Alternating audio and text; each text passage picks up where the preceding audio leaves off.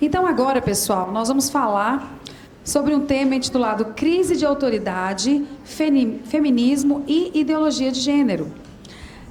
Vamos ter como palestrante a Adriana Marra, que é mãe dos adolescentes César e Tiago, casada, advogada, especialista em direito de família e direito público, neurociência, educação, mestranda em psicologia social, autora do livro Contribuições da Neurociência à Implantação das Políticas Autocompositivas. Pode tomar lugar.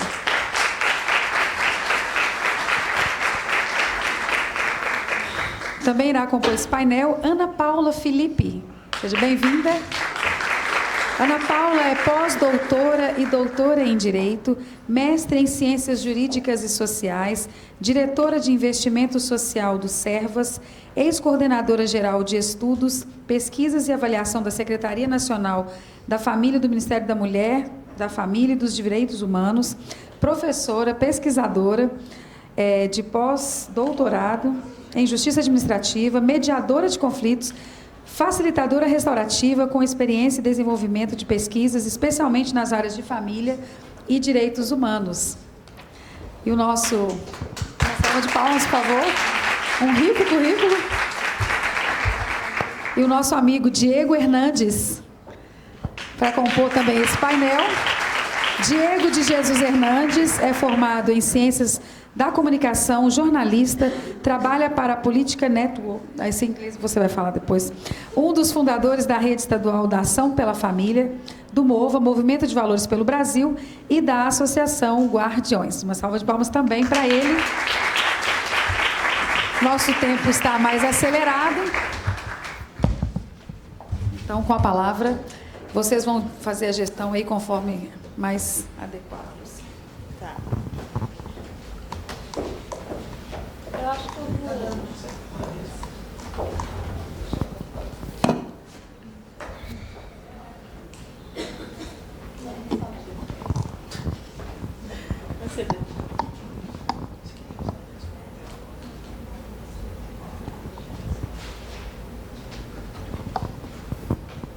Boa tarde a todos, todas e todos. Mentira!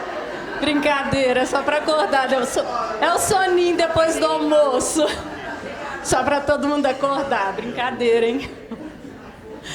Gente, eu vou ser breve, o nosso tempo tá bem corrido, mas eu vou falar sobre a crise de autoridade em relação à educação, em relação à educação familiar. E, mesmo estando com o tempo bem restrito, eu decidi abrir mão de alguns minutos para fazer a leitura de um artigo que foi publicado num jornal canadense em 1959, porque eu acho que essa nota fala muito melhor do que o que eu falaria, e é muito esclarecedor, inclusive, para o que a gente está vivendo hoje. Então, gostaria que vocês prestassem atenção, que ela é muito interessante. Vamos lá. O autor dessa coluna é um canadense que chama... peraí. Aí, ó. Tem que ter mais mão.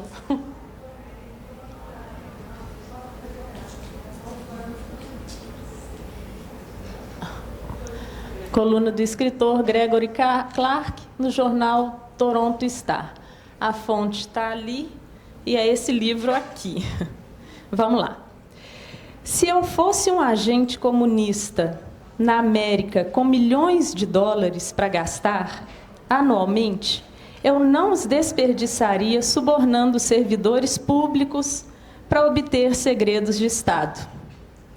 Mas eu iria esbanjar e encorajar as relapsas bandas de garagem da região a produzir mais e mais cultura de lixo. Músicos desmiolados e obscuros seriam ajudados a se promover. Eu procuraria os editores mais questionáveis, dos livros de bolsos mais imundos, e lhes daria algumas centenas de milhares de dólares para que montassem escritórios mais respeitáveis. Estenderia a mão a qualquer tendência para a geração beat. Qualquer coisa promovendo a rebeldia dos adolescentes, contribuindo para a confusão e a exasperação dos pais, seria prodigamente patrocinada. A intenção básica dos meus gastos seria quebrar a disciplina, estimular o afrouxamento da autoridade sobre qualquer criança, de modo a fazer crescer, em pouco tempo, uma geração de adultos que pudesse facilmente sair do controle. A América, em desespero, buscaria por qualquer tipo de disciplina capaz de salvá-la. E então, belo feito uma pintura, seria o comunismo, a disciplina mais férrea desde Esparta. A vitória seria sem sangue, exceto, é claro, nos campos de concentração, tortura, prisões e coisas do tipo. Mas ninguém saberia, graças à censura da imprensa. Olha que coisa, isso foi escrito em 1959. Nada que acontece hoje é o acaso. Isso tudo está muito bem pensado, né? Então, qual é o propósito dessa ideia, dessa ideologia? Quebrar a disciplina, estimular o afrouxamento da autoridade sobre qualquer criança, de modo a fazer crescer, em pouco tempo, uma geração de adultos que possa facilmente sair do controle. Em relação à educação, à crise de autoridade na educação, eu fiz uma busca sucinta de alguns pontos que eu reputo de importância para a gente compreender esse caminho que veio nos conduzindo até onde nós estamos. Então, em 1993, extinguiu-se duas disciplinas que eram muito importantes. Claro que naquela época, hoje, não vou entrar nesse mérito, porque se fossem aplicadas hoje com a militância que está, seria outro rumo, né? Mas naquela época, as disciplinas de Educação Moral e Cívica e OSPB traziam valores como patriotismo, o respeito às liberdades e garantias individuais fundamentais, o respeito à propriedade privada, o respeito à espiritualidade. Então, elas traziam referências para a vida do estudante, desde tenra idade. A criação da escola plural, que é aquela escola que o aluno não repete um ano, né? Então, acabou com a meritocracia. O aluno, se esforçando ou não se esforçando, ele passa para o ano seguinte, com competência ou sem competência. E isso vai desfazendo esse padrão, essas referências que são importantíssimas para que a gente funcione da forma adequada e com sanidade mental na sociedade. O desempoderamento, aqui também foi uma provocação que eu quis colocar, dos professores em relação à disciplina. Ou seja, os professores hoje não têm mais, não estou falando de bons ou maus professores, os professores hoje eles não têm mais a mesma garantia de conduzir uma sala com disciplina, exigir o respeito dos alunos, porque você não sabe com quem está falando, você não pode fazer isso, é abuso de autoridade, enfim, essa relativização do certo e do errado que a gente sabe bem. E o nivelamento de professores aos alunos, quando eles são tratados, e a proposta é feita de uma forma muito fofa, né? Até como o Adriano disse, assim, de uma forma que convence, parece que se trata de uma humildade, falar que o professor é um facilitador. E o facilitador, ele simplesmente está intermediando ali, ele aprende, mas ele ensina também. Então, ele nivela o aluno ao professor e acaba com a hierarquia. É mais um ponto que reforça a desautoridade do professor em sala de aula. E isso faz com que o aluno perca também essa referência. Até onde eu posso ir na minha relação com o meu professor? Qual é o meu limite? O que eu preciso respeitar? O que eu preciso compreender? Se tratando de um professor honesto intelectualmente, né, gente? Eu vou me manter assim, porque senão toda hora eu vou ficar me justificando. Mas, então, essa quebra de referência, ela causa um caos mental e uma ansiedade que também fez muito sentido com o que o doutor Adriano trouxe sobre a ecoansiedade, né? A falta de limite, a falta de clareza de regras, ela causa muita ansiedade, sim. Causa irritabilidade, causa agressividade. E é esse caminho que a gente vem traçando na educação, comprometendo a qualidade, transformando no caos que a gente percebe hoje. Então, qual é a consequência da Carta de 1959, da previsão? É que cresça uma geração de adultos que pudesse facilmente sair do controle. Naquela época ele estava falando do futuro, né? Hoje é o que a gente vê. O que a gente vê de crianças sem limite, de adolescentes sem nenhum limite, nenhum respeito, nenhuma noção de referências de certo e de errado, é o que já acontece hoje.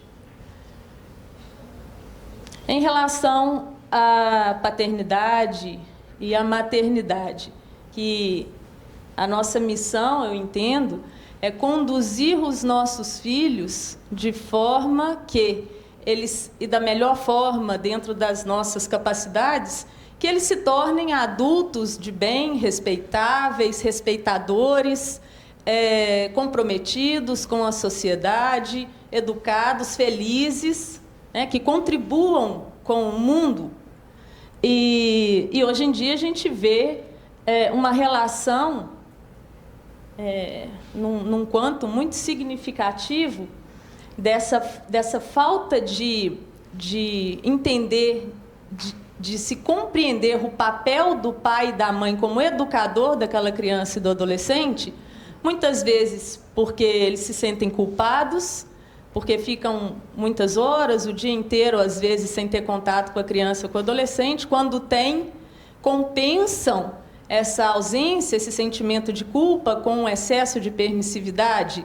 E esses valores, esses padrões, essas referências da educação vai ficando comprometida, porque começam a ficar relativizadas, né? E fica confuso, fica confuso para a cabeça da criança entender para onde ele deve se dirigir quando essas regras não são claras, esses limites não são claros. E um outro ponto importante também são os pais e mães que querem ser mais amigos dos filhos do que pais e mães. Isso não é possível. Fazendo uma analogia meio grosseira aqui, mas como na física falam que dois corpos não ocupam o mesmo espaço, na função, na missão de educar o seu filho, a amizade e a educação, a paternidade, a maternidade, eles não ocupam o mesmo espaço. A gente vai ter que escolher.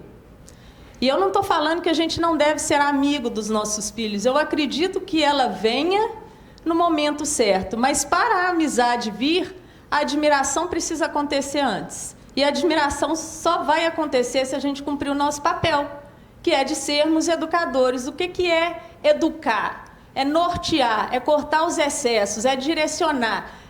O menino está caminhando, começa a desviar, assim, opa, vem para cá, vem para cá. E não tem jeito de ser amiguinho corrigindo. Isso nunca vai conciliar, até um ponto, até chegar numa curva.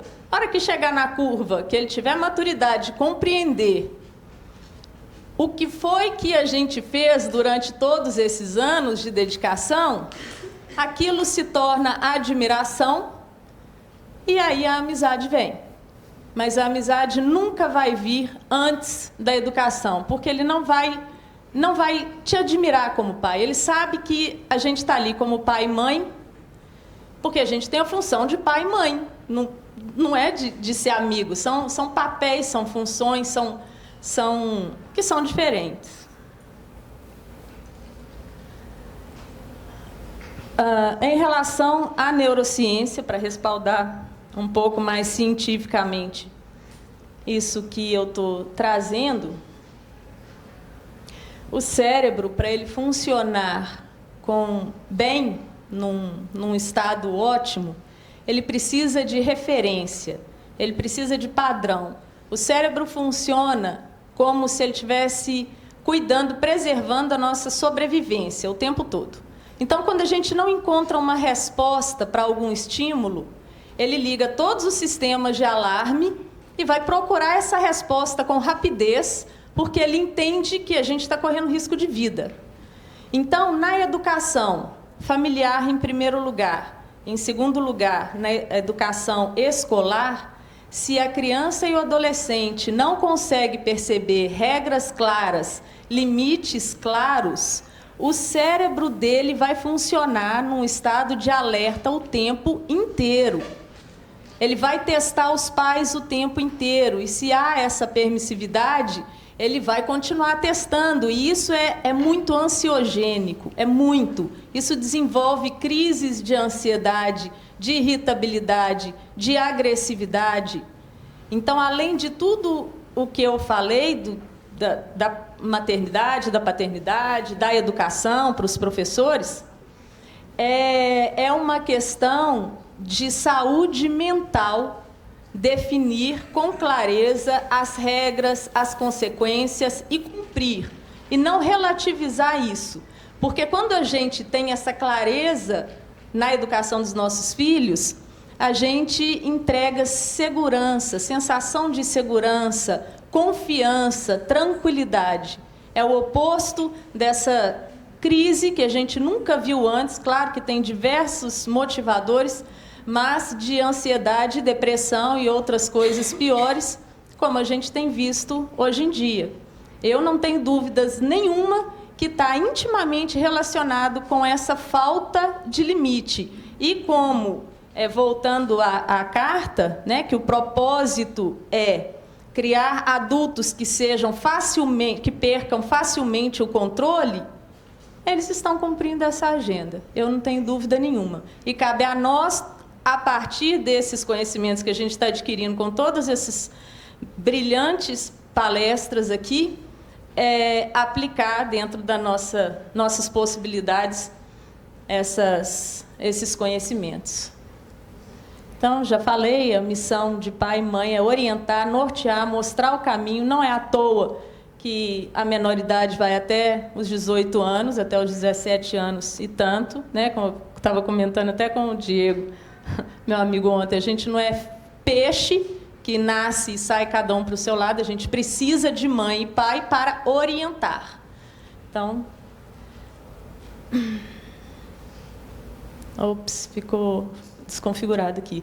Para finalizar, uma dose de reforço, então, eu trouxe um trecho bíblico que reforça a importância, né, da disciplina, que fala que o que retém a vara odeia o seu filho. Quem o ama, este o disciplina desde cedo. E aí, só para garantir que ficou bem claro, bem entendido, vai mais um para fechar de verdade. Porque o Senhor repreende a quem ama, assim como um pai repreende o filho a quem quer bem. É isso. Muito obrigada.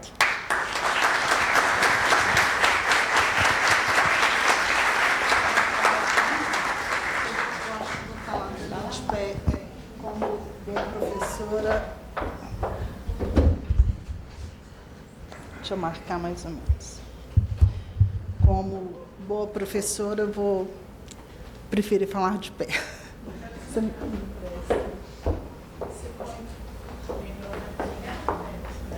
Você retorna? Isso. Oi? Oi? Isso. Tá. Boa tarde a todos, né? Agradeço a presença de todos, agradeço a Guardiões pelo convite, na pessoa da Luciana Haas, a Claudinha Diniz, que também fez o convite. E me foi pedido, então, né, que trouxesse algumas reflexões sobre o feminismo, a Agenda 2030, como que esses temas, mais especificamente do feminismo, têm sido trazido na educação. Espera aí. Então, aqui no meio, isso. Isso. Então, só para a gente ter uma visão rápida, quando a gente vai nos objetivos, então, da Agenda 2030, nós temos de cara 3 deles que nos trazem, que abrem claramente para essa temática do feminismo, que é o objetivo 3, quando fala, né, de saúde e bem-estar, e aí quando fala, sempre que vocês ouvirem, né, ou lerem sobre saúde sexual e reprodutiva, garantir, então, a saúde sexual e reprodutiva da mulher, o planejamento familiar, que parece, né, que é muito lindo, assim, planejar a família, né, ou integração da saúde reprodutiva, são temas que estão voltados para o aborto, para a facilitação do aborto. E sempre que esse tema é tratado, o movimento feminista, né, ele vem junto com essa temática. O objetivo 5º, que é a igualdade de gênero, que eu costumo brincar que o feminismo ele é irmão gêmeo da ideologia de gênero, né, que o Diego vai falar para a gente daqui a pouco. E a redução das desigualdades, que sempre vem também o movimento feminista. Então, em relação aos objetivos da ONU, a Agenda 2030, que é a temática, né, do congresso, desse primeiro congresso, e o feminismo, né, nesses objetivos, eles estão claramente expostos nesses 3 objetivos. Isso não quer dizer que ele não venha nos outros também. E como que isso é tratado na educação, né? E aí eu fiquei pensando o que eu poderia lhes falar, né, que fosse mais útil. O feminismo ele não é um tema objeto assim da minha pesquisa, de estudo. Eu encontrei com ele devido às minhas outras pesquisas e trabalho. Então, eu trabalho com administração de conflitos desde 2007, e fui para a área acadêmica, né? Desde 2006 eu estou na área acadêmica. Em 2010 eu fui fazer um mestrado na Universidade Federal Fluminense com o tema de mediação de conflitos.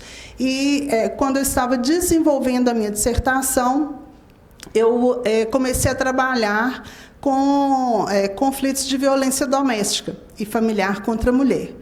Então, eu também não procurei, foi um tema que me achou, né? Eu brinco assim, que me achou, não procurei trabalhar com isso.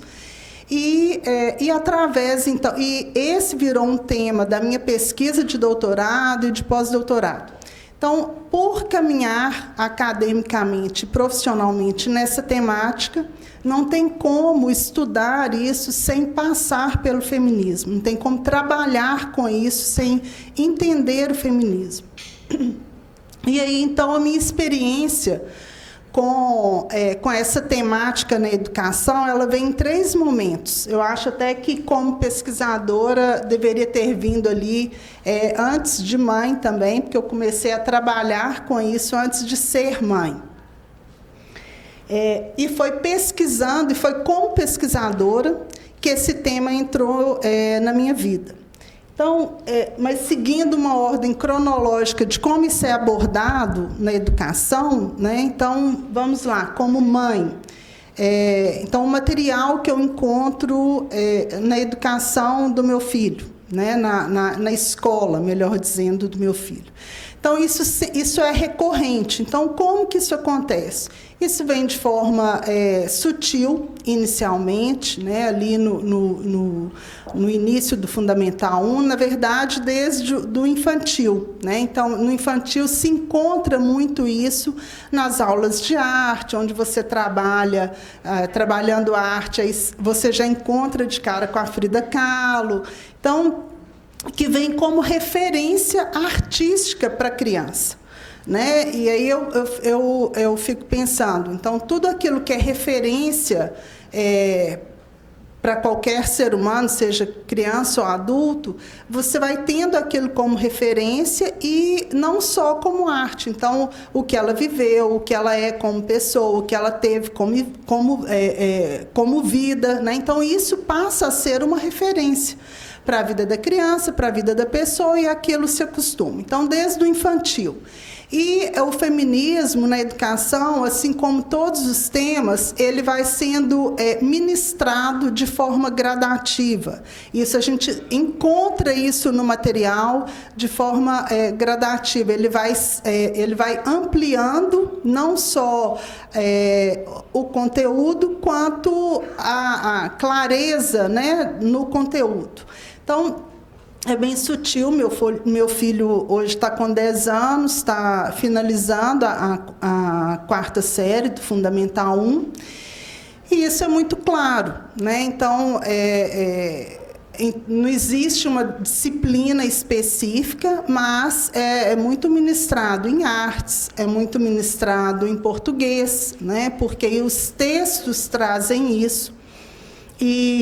E aí os textos hoje, os livros que nós temos, né, eles estão, até a Luciana falou recentemente disso numa aula, né, numa palestra na Guardiões. Então, eles estão descaracterizando as princesas, os príncipes. Né? Então, um exemplo claro, né, e que é muito sutil. Então, meu filho fez uma prova em que era interpretação de texto. E aí um dos textos, então, era a história da Cinderela. E a Cinderela vivia ali com a madrasta, com as 2 irmãs, né, as filhas da madrasta, e aí teve o baile, e elas foram, enfim, toda aquela história que a gente conhece, igual da Cinderela. E então a Cinderela, né, o sapatinho, então, serviu na Cinderela, a Cinderela casou com o príncipe, as irmãs foram perdoadas. E elas, então, a Cinderela casou com o príncipe e ela limpava muito o palácio, porque o príncipe gostava muito de limpeza. Então, a Cinderela limpava muito o palácio. E as irmãs da Cinderela foram perdoadas, elas encontraram rapazes robustos, bonitos, casaram-se, todos foram felizes para sempre. Então, e aí, assim, aonde que está? Né? É tão sutil, porque aí a Cinderela, então, que é a princesa, né? Ela casou com o príncipe, mas ela ficou no palácio, limpando o palácio. E as outras não, as 2 irmãs que fizeram tudo de ruim, elas encontraram rapazes bonitos, casaram e também foram felizes para sempre. Então, é muito sutil, né? Uma outra questão, a Rapunzel joga as tranças, o príncipe está subindo, e a Rapunzel fala, príncipe, cadê você? Aí ele, estou esperando você me puxar. E ela fala, não, o príncipe é muito, você é muito, não lembra a expressão, mas é como se ele fosse muito folgado. Né? Então, é bem sutil, isso vai descaracterizando e vai trazendo o que é a pessoa do príncipe e o que é a princesa. E aí as meninas não querem ser princesas, né? Ou as princesas hoje elas não querem mais casar, elas não querem ter famílias, né? Então tem uma coleção que chama A Revolução das Princesas, que então cada uma das histórias tradicionais das princesas ela é recontada. E nesses livros as princesas elas não querem mais casar, né? Então esse é um problema da família. A princesa Ariel não quer casar, e aí ela vira amiga daquele que ela encontra ali, que então seria o príncipe. E aí no final da história tinha uma criança aqui, já está aqui ainda ou não? Não, né? Não estou vendo. Saiu. Então, esse da Ariel, no final da história, a Ariel, então, todos os dias ela vai à praia encontrar com um amigo, que seria o príncipe que ela casaria. Eles se tornam amigos e aí, um dos dias, que é o capítulo final, o príncipe, então, apresenta o namorado dele para Ariel. Então é bem sutil, você vai tendo essas surpresas. Então não vou me ater muito, porque, como disse o professor Adriano, para exemplos a gente teria que ficar aqui um mês, e eu acho que seria pouco, né? Então, essa é uma experiência que a gente vivencia, que eu vivencio como mãe, é muito sutil, e pela experiência, pelo que eu vejo, né? O material escolar, ele vai aprofundando e vai trazendo isso de forma mais clara.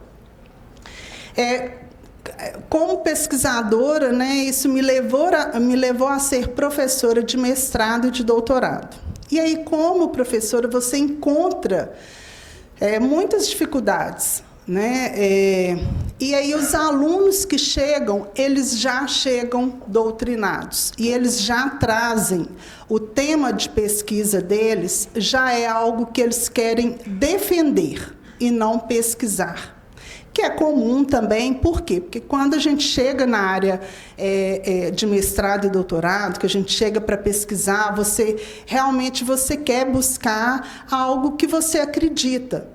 Só que a pesquisa, para ser uma pesquisa idônea, você tem que deixar aquilo que você acredita, ou que você gostaria que realmente acontecesse, ou que fosse verdade, ou que desse certo, para pesquisar e ver se realmente aquilo está acontecendo, ou quais são as falhas, ou quais são as dificuldades, ou o que tem de ponto positivo, até para que aquilo possa ser discutido e possa ser melhorado. Mas não, então os alunos já chegam com a pesquisa deles, já é defender aquilo que eles, aquele processo pelo qual eles passaram até chegar no mestrado. Então, eles já estão prontos para colocar no trabalho acadêmico a ideologia, né, a defesa da ideologia. E, por outro lado, nós temos também a dificuldade dos professores, do corpo docente, que também né, não é diferente no mestrado e no doutorado, né? A grande maioria dos professores hoje, do mestrado e do doutorado, só aceitam a pesquisa também se estiver no viés ideológico que eles acreditam, e não numa pesquisa idônea, né, daquilo que é certo ou errado. E, enfim, então, esse é um caminhar, né, em todos esses campos aí da educação, a gente encontra o feminismo, né, de alguma forma, como ideologia. Então, aí aqui, né, aqui são os pontos, né, de como está a nossa educação, ali a Unesco, acredito que o professor Jamarri vai falar, né, ele trata isso brilhantemente, né, esse tema. Mas eu fiz essas colocações, trouxe esses pontos, só para a gente entender que a educação, ela realmente está em xeque, né? Ou seja, vamos nos mobilizar, já estamos nos mobilizando, né, para isso, para essa alteração, ou vamos deixar, né, que a forma, o que estamos vivenciando hoje de ruim que prevaleça, né? Acredito que não, senão não estaríamos aqui. Mas nós temos um problema que é macro, que vem ali, né, na Unesco, na ONU, dentro do Brasil nós temos as diretrizes ali do MEC, que já foram trazidas pela manhã, né, os palestrantes da manhã já trouxeram como isso funciona, né, no âmbito nacional. As nossas escolas brasileiras, nós temos problemas tanto nas públicas quanto nas privadas, e aí a gente tem esse tipo de problema, seja no material escolar, no corpo docente, no corpo administrativo, coordenação, né, aí da escola. Então, nós encontramos obstáculos aí. Os materiais escolares hoje estão difíceis. É difícil você encontrar um material escolar que não tenha ideologias, né? E aí eu falo não só do feminismo, mas no amplo aí. Então, é muito difícil encontrar. É difícil encontrar professores que estão preparados para ministrar as aulas fora daquele material. Às vezes, o professor quer ministrar a aula fora daquele material com ideologia, mas ele tem que seguir o material. Alguns não buscam fontes para entender que aquele material traz dados que são errôneos, como mostrou aqui o professor Adriano. Então, são várias questões que trazem esse problema. E aí a gente vai do macro para o micro aqui, né? Então, a escola do meu filho, como que está a escola do meu filho? Como que funciona a escola do meu filho? Como que estão os pais na escola do meu filho, né? E a educação dos filhos. Então, eu fiz do macro para o micro, porque eu acredito, né, hoje, que nós temos que começar pelo micro. Então, nós temos que começar com o acompanhamento, com a educação dos nossos filhos, com o acompanhamento da educação dos nossos filhos. Então, nós precisamos começar isso dentro de casa, né? Acompanhar os nossos filhos dentro de casa, tentar solucionar isso no micro para chegarmos no macro. Porque existe uma dificuldade também de encontrarmos, às vezes, até profissionais qualificados no sentido de exigências que, às vezes, o cargo exige, de titulação, que é uma, né, assim, às vezes um profissional tem a titulação e não é qualificado para exercer aquela profissão. Contudo, há cargos que exigem essa titulação. E aí a gente tem dificuldade de encontrar profissionais que não estejam com a ideologia para ocupar esses cargos. Então, nós precisamos vir aqui no micro, desculpa, para chegarmos no macro. E aí, o segundo, a minha fala, na verdade, né, quando eu organizei a minha fala, eu pensei em dois momentos. Um é trazer o que a gente vê, o que a gente vivencia. E o segundo momento é assim, o que nós podemos fazer?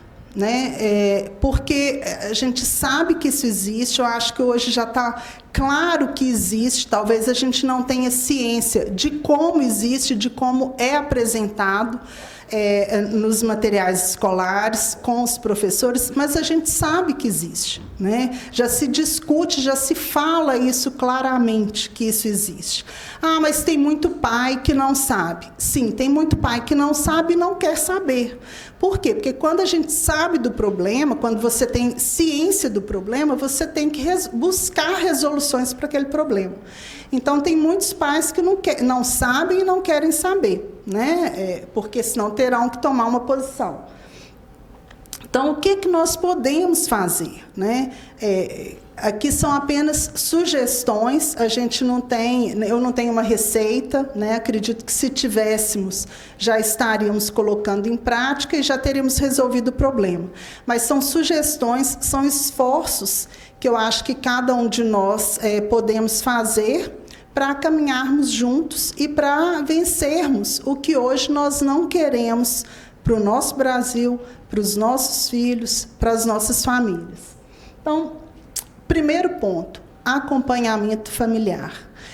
Por quê? Porque é só acompanhando o material do meu filho, o que ele está estudando na escola, o que aconteceu na escola do meu filho, que eu vou conseguir conversar com ele a respeito daquele tema. Então, criar o hábito de conversar com os filhos, de entender o que se passa na escola, de saber assim, o que aconteceu. Né? Então, esse foi um hábito, né, que eu adquiri desde que eu criei com o meu filho, desde que ele foi para a escola, né, quando ele fez 2 anos. E eu recebi, né, esse aprendizado assim, de uma grande amiga, que é uma mãe, que é uma amiga, que é uma psicóloga, que é Berenice Brandão. Então, desde os 2 anos, meu filho nem conversava, né, assim, não tinha a fala ainda evoluída, e eu busco, e o retorno para casa, ou quando eu não posso buscá-lo, assim que eu chego em casa, é conversar o que foi, o que aconteceu na escola, como que foi, se foi bom, se foi ruim, se teve alguma coisa o que foi mais legal que aconteceu na manhã, né, na aula, se aconteceu alguma coisa que não foi bom, né, que não foi legal, ou que foi ruim, enfim, e você vai criando esse hábito. Então, de 1 ano para cá, todos os dias, ele entra no carro, às vezes antes de eu perguntar, ele me pergunta, como que foi o seu dia? Por quê? Porque a gente vai criando esse hábito, né? Então, é fácil? Não. Né? Eu sei? Não. Eu também estou aprendendo. Eu também encontro dificuldades, tem dia que eu acerto, tem dia que eu erro, e aí a gente vai, né, no esforço mesmo. Então, esse acompanhamento familiar. Por quê? Porque à medida que eu acompanho o material, que eu vejo qual a pesquisa que ele está fazendo, eu tenho a oportunidade de explicar para ele sobre aquele material. Por quê? Porque não existe aqui em Belo Horizonte, por exemplo, eu desconheço uma escola, né, que tenha um material completamente íntegro. Né? É claro que de uns anos para cá, tem 1, 2 escolas que vêm apresentando, que vêm buscando esse trabalho, não sei se tem material próprio, né? Por quê? Porque é muito dentro daquilo que o professor Gabriel falou pela manhã também. Então, existe toda uma estrutura, né, em que dificulta até encontrar o material. Então, por exemplo, eu transferi meu filho de escola ano passado para ir para uma escola confessional, que tem material próprio e um material próprio. Contudo, é uma rede nacional em que os professores conteudistas são da USP. Então, lá não tem ideologia de gênero. No material, realmente, você não encontra ideologia de gênero. Só. Porque todo o resto você encontra no material. Então, o meio ambiente, que então ele ainda, né, não estuda, mas geografia, ciências, o português, que vem com coisa de meio ambiente, que vem com coisa marxista, a história não é contada em fatos, ela é contada no viés marxista, de oprimido e opressor, as imagens que traz no livrinho de história é de oprimido e opressor. Então, é muito difícil. Então, nós temos que acompanhar. Então, eu acho que esse é o primeiro e o maior passo que nós podemos dar, que é o acompanhamento familiar. Posicionar-se, né? Posicionar-se aqui não é estar todos os dias na escola brigando com o professor, com o coordenador, não. Né? Mas nos posicionarmos. Por quê? Porque eu acho que hoje, uma das grandes dificuldades que eu encontro, por exemplo, como mãe, é encontrar outras mães, outras famílias que se posicionem. Às vezes, elas se posicionam no privado, mas no grupo de mães ou dentro da escola, ninguém quer se expor e não querem se indispor com ninguém. Então, esse é uma dificuldade e que nós precisamos vencer. E isso não quer dizer brigar, estar lá na escola reclamando, falando de ideologia, não. Trazer os fatos e trazer tudo para o plano dos fatos, da verdade, e não da ideologia. Porque quando a gente vem com ideologia, vira uma briga ideológica. E o que nós precisamos dentro da educação não é isso. A educação, ela não é isso, nem para um lado, nem para o outro. É o cognitivo. E oferecer caminhos, né? Caminhos para os nossos filhos, que são o quê? Bons livros, bons filmes, uma boa programação, um esporte, né? Algo cultural. Então, eu acho que esses são os 3 pontos. E aí, quando eu estava preparando essa fala, coincidentemente, eu estava preparando uma cartilha de políticas familiares. E um dos pontos era a prevenção de violências, né? E eu acho que eu trabalho com esse olhar, então, desde 2010, 2011, que a gente vai desenvolvendo isso. Então, quando a gente trabalha com violência, por exemplo, que a gente quer trabalhar com a prevenção de violências, a gente se atém a 2 pontos, né? Quando nós falamos de prevenção, então nós temos um dos pontos é interromper os fatores de risco, para não aqueles fatores, né, que vão causar a violência ou que vão levar o adolescente ao uso de bebida alcoólica, de droga, enfim. E o outro ponto, para trabalhar essa prevenção, ao mesmo tempo que a gente procura interromper os fatores de risco, nós trabalhamos o fortalecimento dos fatores de proteção, né? Principalmente quando a gente fala de violência doméstica, de violência infanto-juvenil, ou para trabalhar o retardamento ou o uso de bebida alcoólica na adolescência, né? Então, nós trabalhamos tentando interromper os fatores que causam risco, né, para aquela violência e, ao mesmo tempo, fortalecendo os fatores de proteção. E eu acho que é isso que a gente tem que tentar nos ater, né? Então, quais são os fatores de risco e como eu posso trabalhar para interromper esses fatores de risco? Então, o acompanhamento familiar, que é basicamente aqueles 3 que estavam lá. O acompanhamento familiar do material escolar, trazer fatos, dados, conhecimento, trazer isso para o seu filho, né? E não só apontar que aquilo é ideologia, ou que aquilo é de esquerda, ou que nada, trazer. Por quê? Porque aí você traz para o seu filho conhecimento, você dá a ele a oportunidade dele começar a pensar sobre, né, aquilo, para que ele vá crescendo e que ele raciocine, que ele pense, que seja lógico e que ele vai pensar por ele mesmo.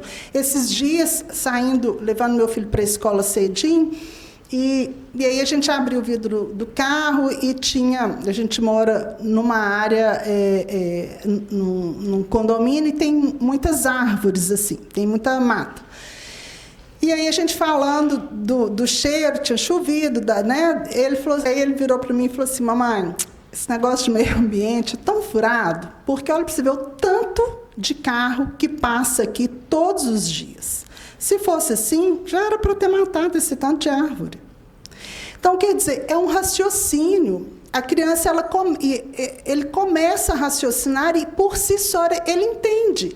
E aí ele vai conseguir se defender da ideologia, né? Não é se defender de ninguém, se defender da ideologia para caminhar na vida, né? E é isso que a gente quer. Então, ofertar, né, a oferta de bons livros, filmes, jogos, programas culturais. Então, traz esse material, antecipa. Por quê? Porque quando você traz isso e preenche a vida do seu filho, preenche o cognitivo do seu filho, com isso, não sobra espaço para os demais, né? Então, por exemplo, trago aqui, tem um não vai dar tempo de falar, mas tem uma coleção que chama da Ceci. Não sei se vocês já viram isso. São vários, mas aí tem. Ceci tem pipi, Ceci quer ter um bebê, Ceci o vestido do Max, onde então a Ceci descobre, né, que o Max é o namoradinho dela, eles devem ter aqui 6, 7 anos, e aí ela descobre que o vestido de princesa dela fica melhor no Max, que é namorado dela, do que nela mesma.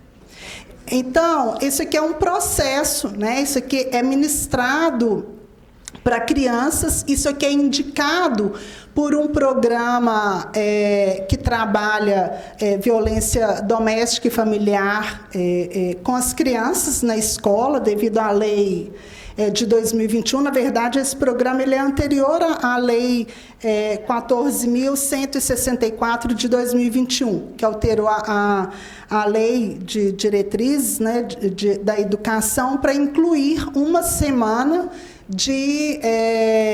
para você trabalhar com as crianças do infantil, da educação básica, trabalhar a violência doméstica. Então, essa coleção é uma coleção que é utilizada para trabalhar a prevenção à violência doméstica e familiar contra a mulher, com criança, com infantil.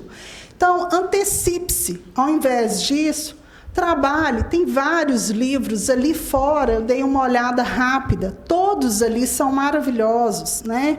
A gente tem aqui, por exemplo, trabalhe.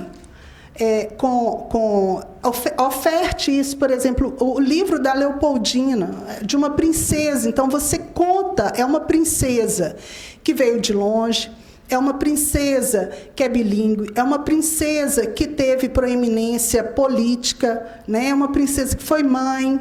Então, assim, e é um livro que traz uma beleza maravilhosa de ver, de olhar. Então, oferte. Eu estou trazendo isso aqui, é um exemplo, né? Assim, oferte isso aos seus filhos. Então, antecipe. Então, antes disso, né, antecipe e ofereça isso. Então, são livros que, além dessas belezas, ainda traz a história do nosso país, que é a base, né? A história do país é a base para a gente amar o nosso país, amar a nossa família, amar o outro, respeitar o outro. Então, meu tempo está acabando, né? E o fortalecer os fatores de proteção. Como que nós fortalecemos fatores de proteção? O ponto principal é o fortalecimento de vínculos familiares. É a partir, então, todos os programas, nós temos pesquisas, né? Como se precisássemos, então, mas são dados, né, científicos, em que programas, por exemplo, para prevenção ou retardamento de bebida alcoólica e o uso de drogas para adolescentes. Então, pela ONU, dados da UNODOC. Então, os programas em que incluem fortalecimento de vínculos familiares, eles funcionam muito mais do que os programas em que apenas falam, trazem a informação dos prejuízos da droga, por exemplo. Então, o fortalecimento de vínculos familiares é o que hoje eu uso como base para a prevenção de qualquer violência, né? Então, quando nós temos a base na nossa família, todo o restante é mais fácil, né? Então, hoje, lutem pelo fortalecimento de vínculos familiares. Então, a Guardiões traz isso, vai trazer, eu estou à disposição para a gente falar mais sobre isso, como que isso pode acontecer. Então, é com conversa, com estar junto dos filhos, compreender, né? Compreender o sentimento do seu filho e criar esse hábito, né? Meu tempo está acabando, mas, enfim, já acabou, né?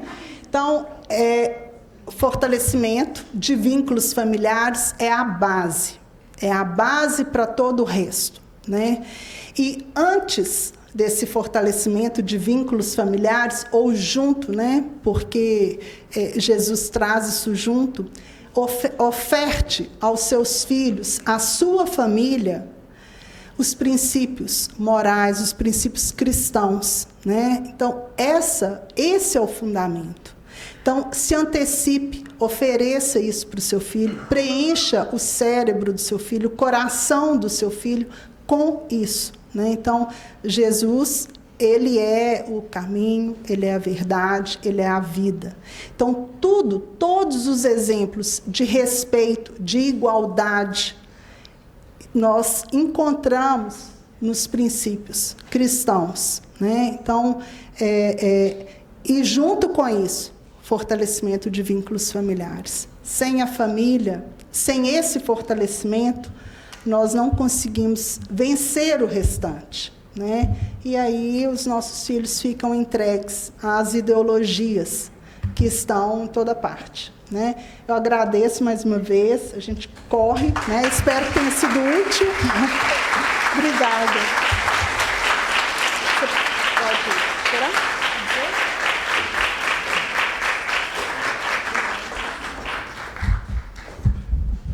Seguramente todos nós já vimos uma foto de uma pessoa com barba, com um barrigão grávido e abraçado por uma outra pessoa que parece mulher, mas mais ou menos mulher, né? Isto que poderia estar nos livros de distopias, né? De coisas do futuro, de futuros fictícios, né? Hoje é uma realidade. E nós vemos, né? E se fala como uma mulher trans teve um filho, né? E vemos as fotos comovedoras para alguns, né? Para outros não, de esta pessoa abraçando o bebê e sem peitos, porque foram cortados, cerceados, para amamentar aquele bebê, né? Mas isso é uma realidade hoje, né? Me deram alguns, vamos ter uns poucos minutos, não sei como colocar aqui, para falar sobre ideologia de gênero, que é um tema muito complexo. Então, eu peço já de entrada, pode passar, desculpas pela superficialidade ou as generalizações que eu vou fazer, né? Então, vou me ver obrigado a fazer algumas generalizações. Bom, teoria de gênero, perspectiva de gênero, ideologia de gênero, neste momento, nesta fala, é o mesmo, tá certo? Aqui é o mesmo. Fora podemos discutir, fazer outras coisas, mas aqui, quando me refiro a gênero, o que vou falar sobre gênero, estou me referindo a qualquer destes três formas de referir-se a essa forma de pensamento. E já falo que, ainda que se diga que é uma teoria ou que é uma perspectiva, na verdade é uma ideologia. Esta é a forma mais correta de tipificar esta forma de pensamento. Por quê? Porque ela coloca uma espécie de óculos para olhar a realidade. E então toda a realidade, ao ser observada, passa pelo filtro da cor que está nos nossos óculos. Então existe um reducionismo que deforma a realidade ou então permite ver só um segmento, uma parte dessa realidade e não toda, né? O mesmo acontece com o feminismo, o mesmo acontece com a vulneração da autoridade, não é? Considerando ela de outras formas. Porém, há um elemento importante. Quando enfrentamos uma ideologia, nós podemos cair no risco de rejeitar tudo que está dentro dessa apresentação, dessa narrativa, e rejeitar tudo que está lá. Essa é a reação natural diante de algo que consideramos um erro. Só que o erro é atraente porque ele tem parte de verdade. Se não houver a parte de verdade nesse erro, nosso intelecto não gostaria, não se sentiria atraído parcialmente por aquilo ou totalmente. Então, nós não podemos tirar a parte de verdade, temos que descobrir a parte real que esse erro tem para não vulnerar a verdade. Então, a ideologia de gênero nega isto aqui, que existem homens e mulheres só, né? Tem uma parte de verdade, que é isto, já existem formas de tratar homens e mulheres com roles, papéis sociais, né, que às vezes, dependendo da cultura, vai diferenciar-se de cultura em cultura, atribui determinadas práticas para eles. Esta parte do que se fala sobre o gênero é verdade, isso existe. E isso pode mudar, uma cultura pode ser de um jeito, em outra cultura de outro jeito, e eu diria que quando não se chega a injustiças, é neutro, isso não importa muito, se entende? Porém, há um passo mais que se dá nesta questão dos papéis sociais, e então essa ideologia de gênero, esse pensamento que coloca o gênero como um elemento importante na vida das sociedades, nos apresenta isto. O sexo biológico não é importante ou suficientemente importante nos homens, nas mulheres, nos seres humanos, e o que é importante então é o quê? O que eles percebem de si próprios, a subjetividade, o que está dentro de mim, como eu me sinto. Se isto é verdade, então existem inúmeras possibilidades de ser humano, de ser pessoa, em referência à nossa sexualidade neste aspecto concreto. Bom, vocês todos conhecem esse bonequinho, não é, do gênero, que é interessante como na educação, não é? Para nossos filhos se apresenta muitas vezes esta imagem que é bonita e tudo, mas o que eu quero ressaltar ou sublinhar com este bonequinho aqui é o elemento negativo ou realmente mais nocivo que tem este pensamento que fala sobre o gênero, né? Ele considera o ser humano sexuado, homem e mulher, como fragmentado enquanto à sua sexualidade.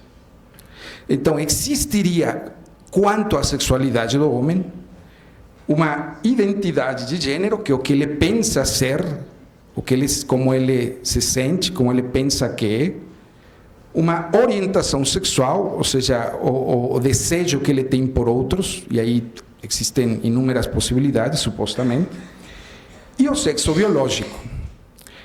Os ideólogos de gênero, primeiro de forma tímida e depois hoje de forma firme, afirmam que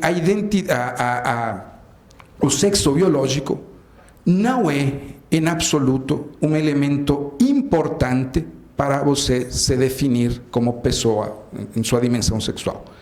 Mais ainda, existe uma ruptura entre isto, ou seja, uma coisa é o sexo biológico e outra coisa é como você se percebe. E pode não ter em absoluto relação. Esta ruptura da dimensão sexual da pessoa, que é uma dimensão belíssima, maravilhosa. Nossa sexualidade não se reduz à genitalidade.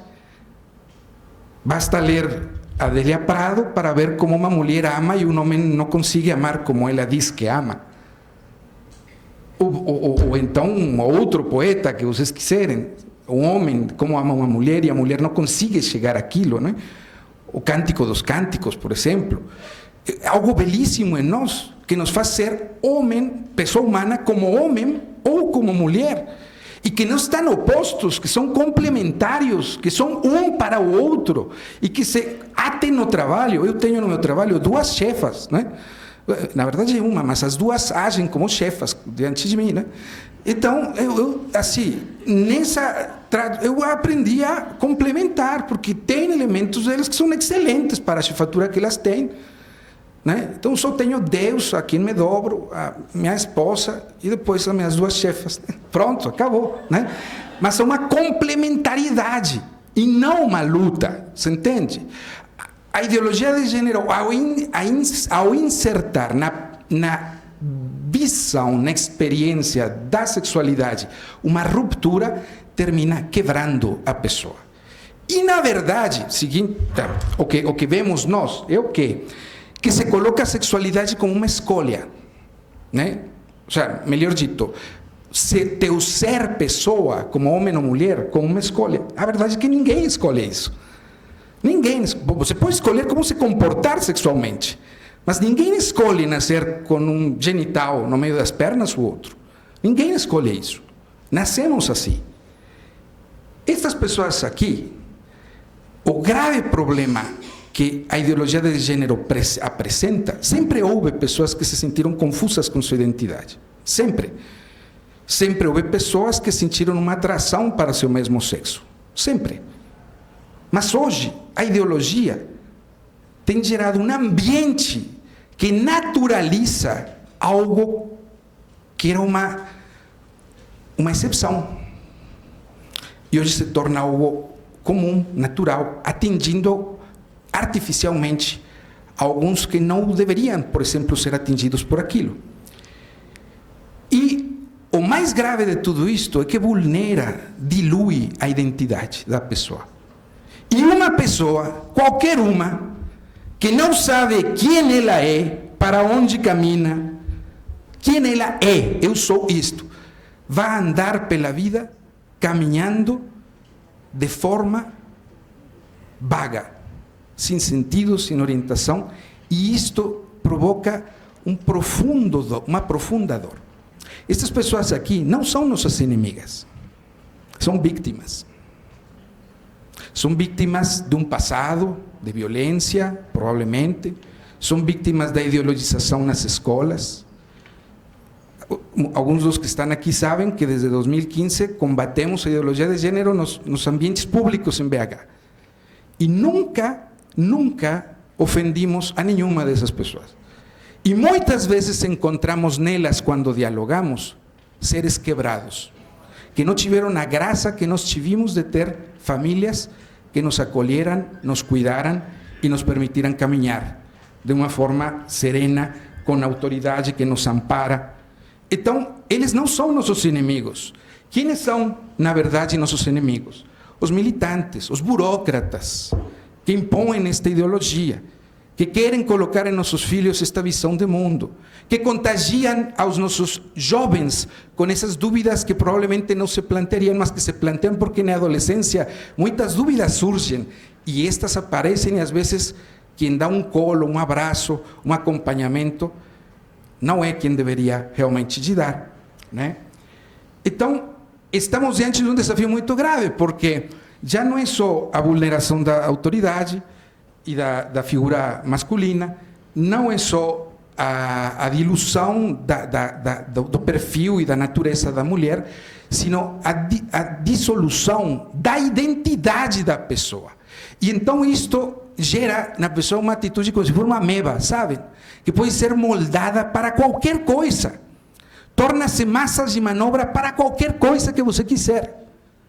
Este é o verdadeiro desafio que nos apresenta a ideologia de gênero. O melhor estudo, o conjunto, análise de vários estudos que eu já li sobre isto, convido a vocês a lerem, é este documento de New Atlantis, desta revista, que condensou e analisou uma série de estudos sobre gênero dos mais diversos. E os resultados que apresenta são extraordinários e muito sólidos e muito firmes. Não vou tratar esses aqui, mas eu les convido a lerlos. Mas assim, tem algumas boas notícias.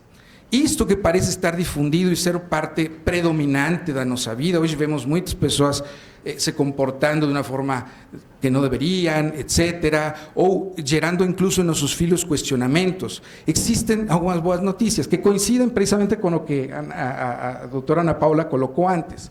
Como podemos responder a isto? Bom, a boa notícia é que os homens continuam sendo homens e as mulheres continuam sendo mulheres. Essa é a boa notícia. E existe uma estrutura humana que gera arquetipos que, por mais que uma destas pessoas de repente sinta uma certa confusão, quando vê um ato de heroísmo naturalmente feminino ou um ato de heroísmo naturalmente masculino, isso encanta. Isso encanta. E o coração humano caminha para aquilo.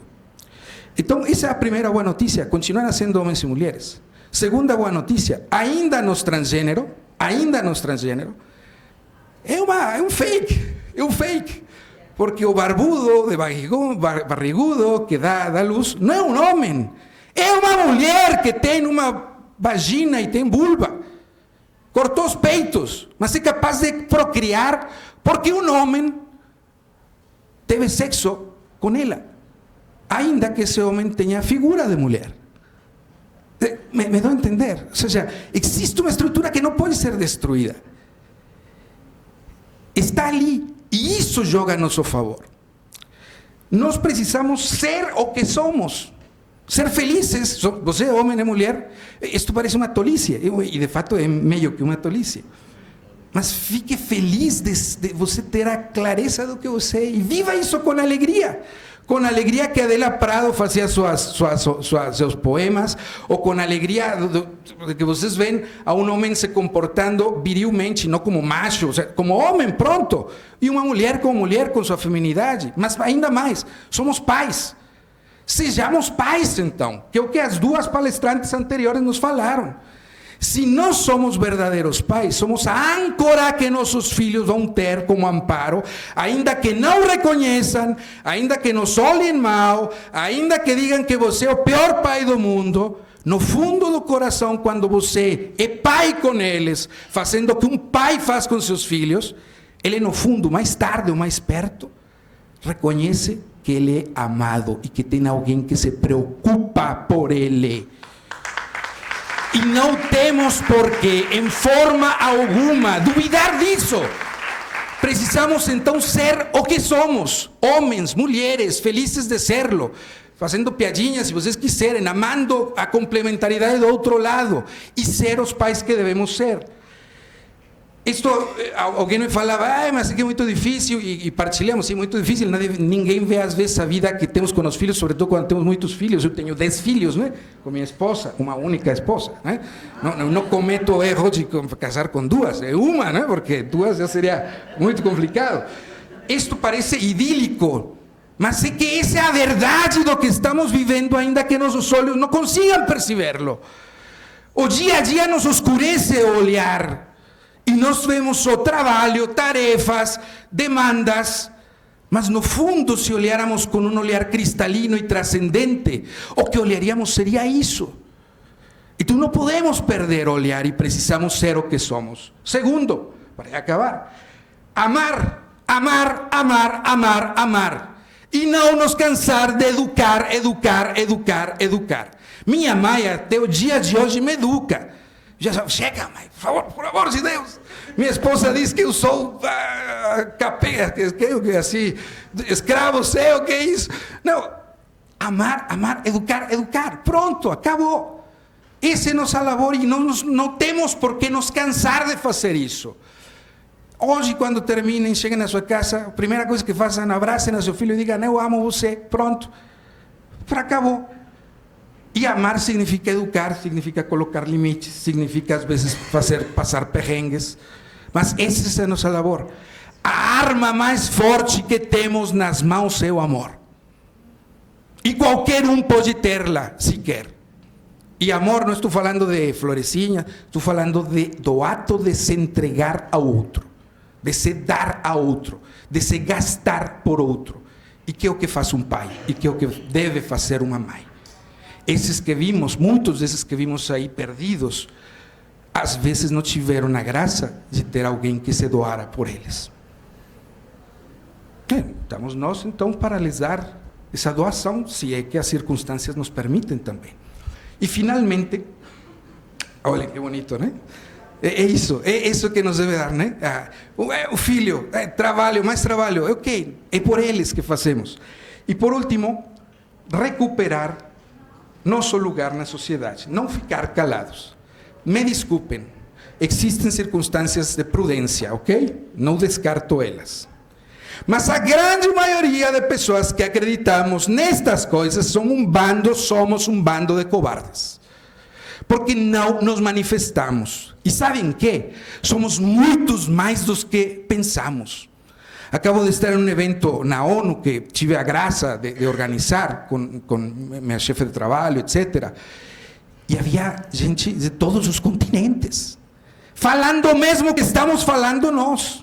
Não somos só no Brasil, não somos só na América Latina, na África, na Europa Central, Oriental, nos Estados Unidos, na Ásia. Em todos esses lugares tem gente que pensa como nós. Somos muitos, somos milhares, somos milhões, mas estamos calados. É hora de recuperar nosso espaço. Sem afã de ir à guerra, vamos à luta, mas não a brigar com outros para destruí-los, mas para partilhar com eles a boa nova que temos, que a boa nova da família, é a boa nova de se sentir amado e amar a outros. Essa é nossa luta. E nosso ser, para terminar, nosso ser família, não é algo estático, é algo de caminhada, é uma aventura. Mas é íngreme, é um caminho íngreme. E todos estamos convidados a essa aventura. Difiro e me nego a aceitar que não temos receitas. Não temos receitas para muita coisa. Mas temos uma receita, e vocês viram aqui. A senhora e eu conversamos antes da palestra. E coincidimos nas 3 respostas, ainda que com outras palavras. Todos pensamos o mesmo, porque nosso intelecto, a razão básica nos diz que esse é o caminho. Então existe uma receita. Ser o que somos, amar e educar e ocupar espaço. Ou na formulação que a doutora fez. E essa receita deu certo já muitas vezes, nos momentos de crise. Contra uno não podemos. O mesmo diriam os cristãos com o Império Romano. Quem pode contra o imperador? Ninguém. Quem pode contra a ONU? São gigantes com pés de barro. Se nós apostamos em que nossa luta seja no micro, no lugar onde podemos fazer diferença, então vamos a ter um resultado diferente. Durante 4 séculos, os cristãos começaram a crescer tendo muitos filhos, educando esses filhos em casa e sendo o que um texto antigo cristão diz, tornando-se a alma para o mundo. Em 4 séculos e meio, eles conquistaram um império. 4 séculos e meio. Estamos começando. Estamos no 1º século, ok? Não temos pressa. Tenham filhos, eduquem eles, amem eles, ensinem a amar. Esses filhos conquistarão a seguinte geração, e a outra, e a outra. E daqui a 4 séculos, a coisa será diferente. Nós podemos ganhar, porque já ganhamos não uma, várias vezes. Várias vezes. E para as mães, a palavra final. Adélia Prado, tão citada aqui, tem um poema muito bonito que se chama, não vou ler, que se chama Com Licença Poética. Nesse poema, fala sobre o que é ser mulher, desde a perspectiva dela. E em um determinado momento ela diz: cumpro minha sina, inauguro linagens, fundo reinos. Ou seja, a mulher tem essa capacidade de transcender o tempo com seus filhos. Mas não com seus filhos criados, com as linagens que gera, os reinos que cria desde seu lar. A maior arma que temos neste combate são vocês, mães. Então vamos ganhar esta batalha. Obrigado.